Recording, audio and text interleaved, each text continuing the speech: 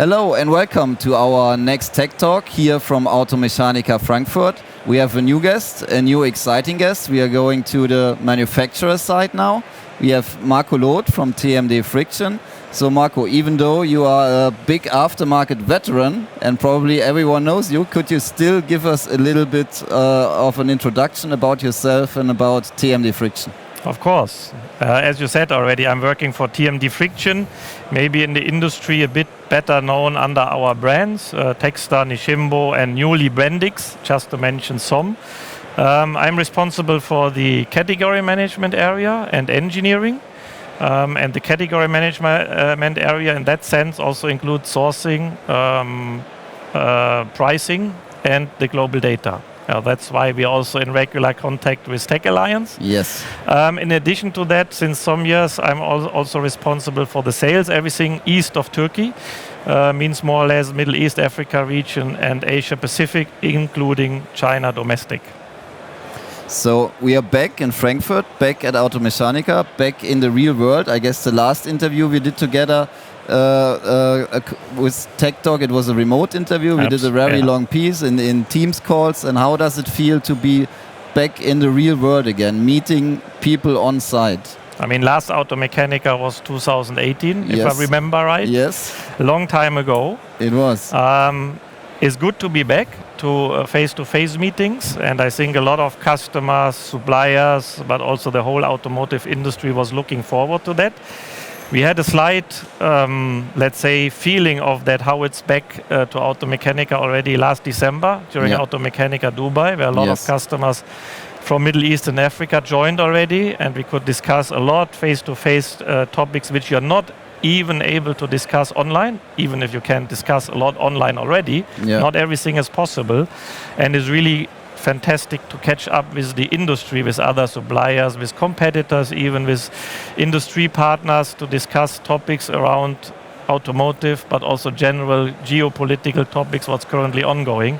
So it's really good to see the customer, the people face to face again in reality, and not to discuss everything in video calls. In a bad quality video call. In a bad quality, which hang up sometimes. And to be honest, I mean, you can discuss a lot on the video call, but still different if you sit with someone on a round table and discuss different topics. Sure, and everyone who was sitting on this chair talking to me was like, it's so good to be back together, because also, and I agree on that the aftermarket as an industry is very unique, because it is like a big family. I mean, many people say it, but it really feels like it. And even you can talk to your competitor, because many companies are very competitive. Correct. Which are here, but it's good to be back together. It feels a bit like a family reunion. We said in the last interview, it's like a family Christmas. Absolute. I think yes, it's a big industry, but after many years, you know a lot of people, so it's good to catch up with those, from different companies, from different stages in the career, where you met them. So you see most of them here in Frankfurt again. And specific, I think also in the case for TMD, we opened a lot of customers in certain regions during the pandemic, for example in Australia, and that are customers we never met in person. So that's the perfect place to catch up and discuss further developments of the markets.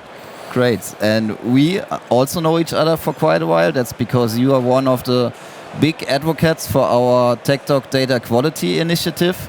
So in your work life, in your daily business, how important is data quality? It's very important. Simple reason. We as TMD, of course, we have different brands, but let's focus on the 2-3 premium brands we have, TecTalk, Nishimbo and Brandix now. We supply in the premium segments. Also the customer is expecting premium service. One of the service blocks is data quality. If we are not sure that the data quality is 100% correct, we potentially supply the wrong product to our customers, which has an impact on the whole supply chain. The customer needs to send it back. That costs money. We need to put it in our stock again. Customer has potentially the wrong product in the workshop, so he needs to tell his customer, please come tomorrow again, then we will get the right part. So for us, specific for the premium brands, but not only the premium brands, because data quality across the line for us is very important, and that's why we invested a lot in the complete team based in Romania, based in Germany, working full day completely on data management, specific then with Tech Alliance, TecTalk, and further databases. Definitely. And how important is it for you to also be able to demonstrate that you care about the data? Because this was also the initiative, and you were one of the first companies who achieved our premier data supplier level, where you get this badge and you get also the recognition in the catalog. I think for us is mandatory. As I said, that our customer base expect that TMD is delivering a very high level on data quality to have no mistakes in their databases. So for us, this was more or less mandatory. And as we heard that you move into that direction, there was a clear movement also in our data team and let's say passion, of course, to achieve that in the first go, which we did. Yes. For all our brands. Yes, and that is a great achievement, because when talking to the data guys at the different companies, they are also telling us that they kind of enjoy having also a challenge and also get the recognition, because then they have a goal where they can work towards. I think the initiative is, as I heard it first time, I liked it already. Also, my data team, of course, is an additional challenge, but we took it as a real effort to put even more quality and more resources into our data management to achieve that award. But achieving the award is one topic. The other point is, of course, with the award and the extra time we spent in managing the data, we also provide our customers the next level of data quality. Definitely. And what do you think in the whole market?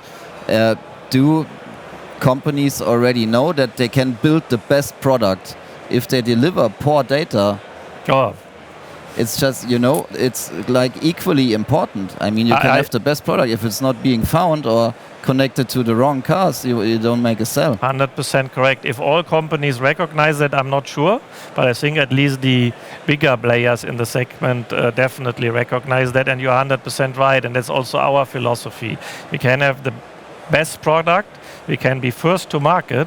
If the customer will not find it in the various catalog systems, then it's for nothing, because then it's nice, we know it, but unfortunately no customer can buy it. Definitely. And data quality is also important for you in this international environment, because you're like a multinational brand.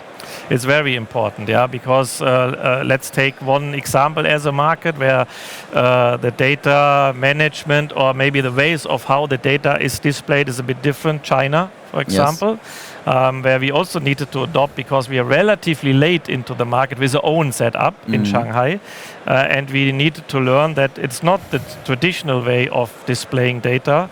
It's more like the typical channel WeChat, which is used also for us to communicate news around TMD, but also to communicate data and communicate catalogs.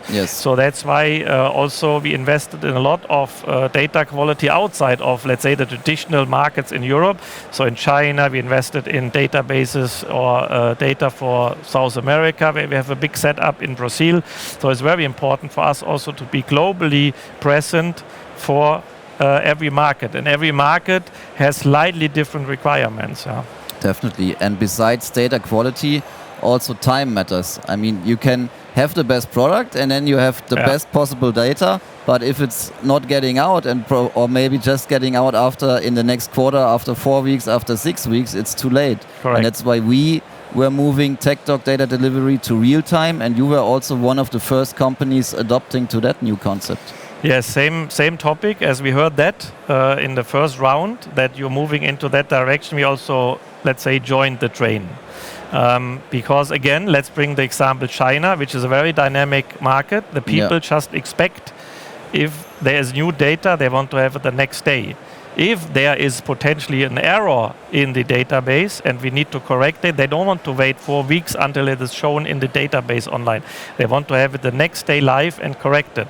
And that's why this, let's say, online or real-time data management is absolutely essential, and that's why we directly agreed in TMD, but then also with Tech Alliance to join that initiative. Yeah, and I totally agree, especially in China. We are having discussions and conversations in Europe if something is really needed, if this is really necessary, and in China it's just mandatory. That's normal. For them, that's not even a question. Yeah. I think that's we are. I would not say old-fashioned, but a bit more traditional in Europe, where we came, from the old times where it still was on a DVD and it was issued every quarter. Paper catalog. Even before, Yes. Or we moved into then from DVD quarterly to online updates quarterly, then to monthly. Yeah. And in other regions of the world where the market is much quicker developing, is really normal for them. If you tell a guy in China, okay, we had an update in the database and you will see it live in 4 weeks, he thinks you are a bit old-fashioned. Definitely. And what I witnessed in the last years is also, even you have the best product, you have the best data, and it is at your POS instantly. There's also still a lot of competition, and you need more differentiation to your customers. So you need to provide additional services. Correct. So what are some initiatives TMD is doing in that? I mean, one you mentioned already, because I think is really a value add for our customer to have real-time data. Yes. The other one where we think is the market going through at the moment is really as a premium supplier to support our customer with perfect technical training on site, which was of course a bit difficult during Corona time. Yes. But now our technical team is starting to travel and see customers slowly again. But on the other side, we also invested a lot of money in online trainings because not everything can be done in every country. You have to scale it. Yeah, we need to scale it a bit and also provide our customers who wants to work with TMD and wants to grow their knowledge with TMD with online courses. So we built something like a TMD academy, training academy, which we use now during the Corona time to build it up. Worked it internally out, and then we will roll it out also to the market and to the customers. Beside, of course, still the physical visits of our technical trainers to the market, to the customers and to the workshops. Talking about sales, another big topic at this year's Automechanica is e-commerce. So there are different players moving into the market, and what I don't like about the discussion is also something I mentioned at the eBay keynote I did yesterday. When I read the news and see the discussions, it feels like we, the aftermarket, are the cavemen or hillbillies who have no clue, and there's this big e-commerce wave coming, and we have our eyes closed and our ears shut and doing nothing. And I think like this traditional e-commerce we have, like the catalog system is e-commerce, like a DMS system is e-commerce, all the ERP integrations which are done are e-commerce. And now we're talking about web shops. Of course, this is a big business. This will be a big business. We have seen it in other industries as well. But what is your approach at TMD towards e-commerce? No, I agree. I mean, there's different ways of e-commerce, and you mentioned some of them. If it's maybe not a direct, introduction of TMD into the e-commerce channel, so that we sell potentially through an online platform or whatever.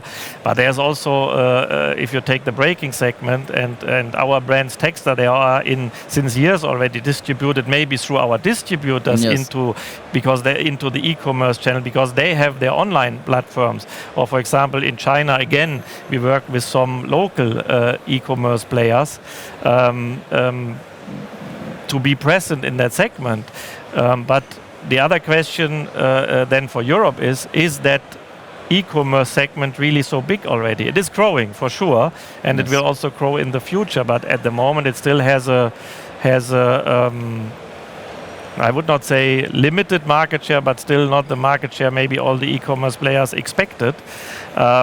So from TMD side, of course, we want to work in that segment, but we also for sure want to still service on the top level our distributors, which we have in the normal distribution channels.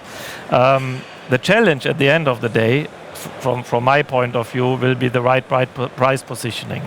because you need to really balance, if you go straight into e-commerce, the pricing between your online platforms and the stationary dealers. Yeah. And also what we talked about from you, that you need to provide some value add to your customers. I see that also from the distributors to the workshop, because yes, pricing is a point, and technology, internet makes pricing more transparent, or pricing nowadays is as transparent as it can get.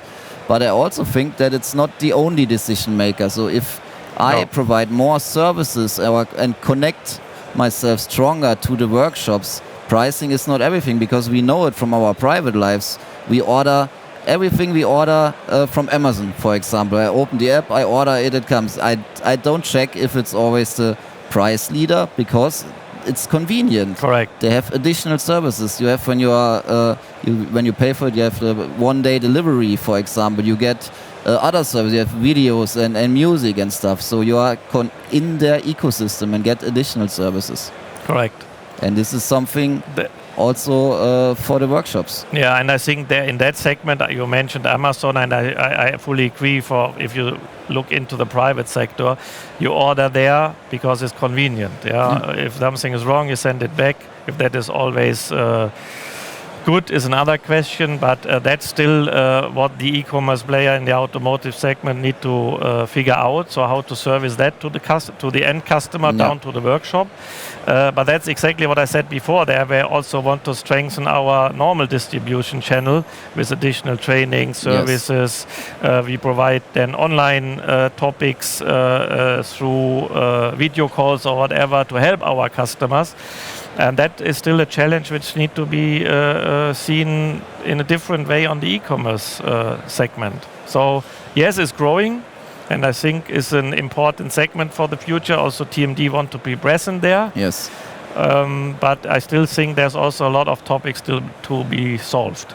Definitely. Another ongoing topic is the electrification of the car park. Yes. And now we finally have more or less an end date of the combustion engine, or at least of new combustion engines. How do you think this will affect the aftermarket?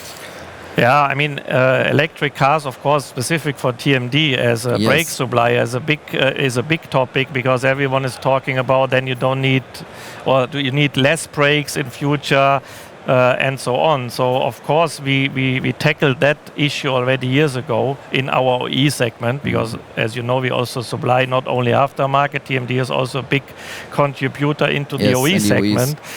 So we were one of the first to develop friction formulations for electric vehicles, and that's why we are, for example, OE supplier to brands like Tesla. And this knowledge, of course, from the development from the OE side, we also transfer into the aftermarket. So that is a hot topic in TMD. I think we are very well prepared to cover that. But where the braking segment, in that sense, electric cars will go at the end of the day, I still think is not 100% clear. Of course, we will see a reduction in wear rates for the pads and the disc. But on the other side, if you have a car which is not really braking regular, and you drive under the German conditions in winter, the brake system maybe is not worn off, but it will be corroded. So that means you go to your next MOT and you will fail, because you need to replace your brake system due to corrosion. So maybe the pattern of changing products is different. Or maybe new products emerge, so that you need probably a different braking system. Correct. Because I was talking to a guy from the tire industry earlier. Tire industry, very good electrification, we all know. But he also mentioned that for them, now they get very different requirements. And in the future, maybe someone selects the tire according how it affects the range in his electric car. Yeah, it's the same for us, maybe in a slightly different way, because for an electric car, for example, it's much more important that you provide a brake solution which is very noise-free. Yeah.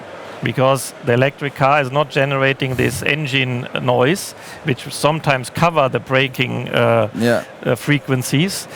So for us, it's very important for this segment to provide a solution which is really, I would not say noise-free, but very, very noise-reduced.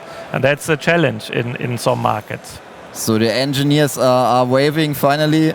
we do some proper R&D again. Of course, they need to do that. And as I said, they do that since years already, because we started many years ago already in the OE segment to develop pads for this new coming up Tesla S or whatever, for example. And of course, now is the time this car slowly coming into aftermarket, and we have also a solution ready for the aftermarket segment. Because it's the same topic. It's not only for the car owners who used to drive the new car. Yes. Also, the second-hand car owner wants to have a quiet braking solution at the end of the day. Definitely. So bright future ahead for TMD Friction. To close this interview, there's one last question, and we heard the noise already. Good timing. They're kicking us out now. But the final question would be: if we meet again at Automechanica 2030. What will be the topics? What will have changed by then? I think topics could be really, is the electrification coming like we all think? Where I personally, of course, we will move more and more the car park into EV.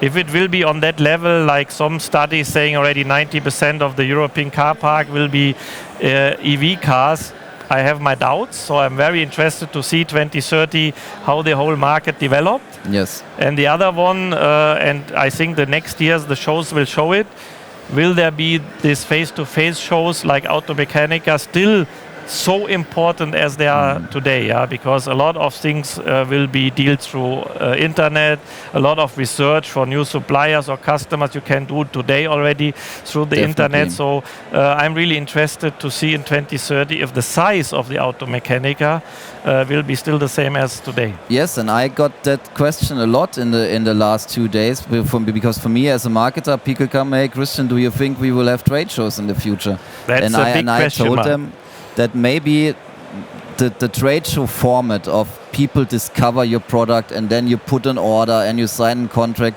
this is not happening anymore for ages now. Because, and also for us, even more, because we don't have any physical product. Yeah. We sell software and data. Information is available 24/7 via the web. Same for you, also for your physical data. I can get all the information I need. But what I think, what the industry still needs, and especially the aftermarket, and we talked about that at the beginning, are places where you can come together and connect. Yeah. I think that's why I said Automechanica 2030. I still think will be there, maybe in a different way and maybe in a reduced format, because to find, as I said, new suppliers or customer, I think, or sign even new orders or new contracts, I think that time is over since years already. Yes. So it will be more a place together, face to face, and talk about trends, talk about topics, what the whole industry thinks is important. Yes. So it will be still there, different format, but definitely not to make new deals. No, but we'll be there, that's for sure. Good. And thank you for taking the time today. Then we meet again in 8 years. Always a pleasure talking to you. Thank you very much. And then we check back at 2030. Thanks. Thank you.